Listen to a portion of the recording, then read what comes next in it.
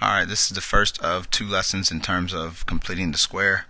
It is a very direct lesson. The process in here are learned best by practice. As long as you practice for your amount of necessary of time, it'll be a very easy process for you. And what I mean by your amount of necessary time is some of you are good enough to practice this maybe once or twice and just do the assignment today and that'll be it. For others, even after you do the assignment, you're still not comfortable, so you might need to go back and just re-practice. Remember, you don't have to once you have 100%, you can always go back and redo questions just for practice on your own, and I suggest you do that until you have it down very well, because otherwise you're probably going to have a hard time on the quiz this week and on the work tomorrow, because being that it's a 2-day lesson, if you don't know how to do this just quickly and off the top of your head, it's going to be very hard to just kind of do on demand. Anyway, before we do that, let's inspect the key aspects of a perfect square. Remember that this square means that I do x plus 10 times x plus 10, which means that I have all these numbers meet, which makes x squared plus 10x plus 10x plus 100, which when I put my like terms together, I get x squared plus 20x plus 100. I also go over here and I do the same thing, x minus 4 times x minus 4, which doing the distributive property gives us x squared minus 4x plus 16. That number will always be positive because it's always same sign going, and putting this together you get x squared minus 8x plus 16. Now what I want you to notice is how the number in parentheses, the 10 and the 4, is half of the middle terms. Notice 10 is half of 20, 4 is half of 8. Also notice that 10 times 10 is 100. Negative 4 times negative 4 is 16. Again, that's positive.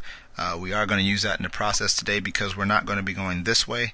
We're going to be going from here to here. And again, we're going to use the fact that 8 cut in half is 4 and that 20 cut in half is 10. And that's actually going to start the whole process for what we are doing. And so the process of completing the square is just simply they're going to give you two pieces and they don't know what the third piece is, but they want it to be a perfect square. And so what you do is you again work backwards. You know it's going to end up in parentheses. You know this is going to be a x, and because that's a positive 14, that's going to be a plus. And again, the process that we just saw says that if this is a 14, it should be a 7 there, and we square that. And again, the fact that we're squaring that means take 7 times 7, which means the number that makes it a perfect square is 49. Again, notice 7 is half of 14 and 7 times 7 is 49. That is the answer that we are looking for. And that's how simple it is. Alright, even on B, this is what they're looking for. They want a value that makes it a perfect square, and so we know we're going to end up in parentheses with x minus half of 6 being 3 squared, has to be there as squared, and 3 squared, again, don't pay attention to that because once you square it, it's going to be positive, means that 9 is my number.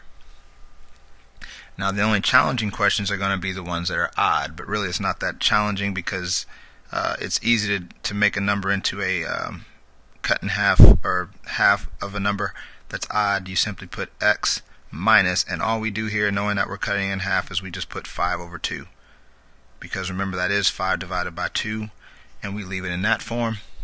And from 5 over 2, remember when you square a fraction, you square the top and bottom, and so my perfect number is 25 over 4. That's all.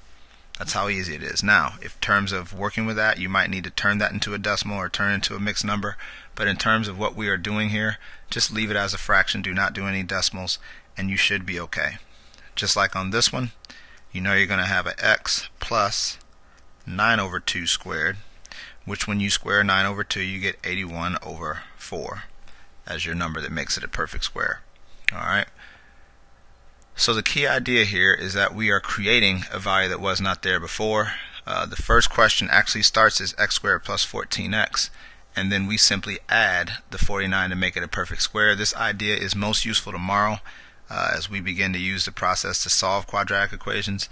But the main thing you got to understand is, again, we are creating a number to make it a perfect square. So in terms of what you're going to see on your work today, or at least on some of the work today, it's going to ask you to find the value of c that makes the expression a perfect square trinomial, and then it's going to ask you to express it as a perfect square in factored form. This only looks different because there's a letter here. That's usually a blank, and really that's what you want to see it as. And so what you're going to do here is the same process you just did. This brings down x plus 10, because remember half of 20 is 10, and then that means that since 10 squared is there, it means that c is 100. So this will be what you give for the value of c, and this is the expression in factored form. Alright, so these are the two answers that they want to see.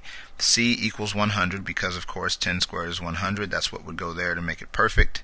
And this is your factored form of the expression, of the perfect squared expression.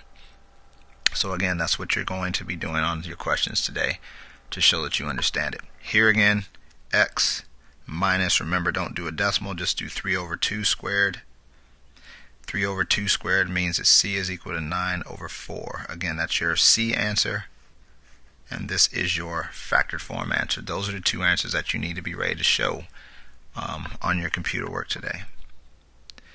And then C, same thing, x minus 8, because half of 16 is 8 squared, means that C is equal to 64, not negative 64, because remember that's negative 8 times negative 8, which is positive 64, but again the C is 64, and this is your factored form of what we are doing. So outside of that, you got the rest of the day. It is a shortened hour, and I know I'm not here today, but I think you should have enough to keep you busy. But other than that, like I said, if you actually finish this and are up to speed, then you can just go ahead and work on something else, or I might even have a review assignment, who knows. But other than that, just make sure you work, stay respectful, and do what you need to do, because I know the sub might be here and you might be thinking you can do whatever you want, but falling behind today is definitely going to hurt you tomorrow, because when I come back tomorrow, I expect that you understand at least how to do this part. And if you don't know how to do that part, then it's going to be a tough day for you, because like I said, you've got about 4 or 30 so minutes to work and practice doing this, and you need to make sure you know how. Good luck.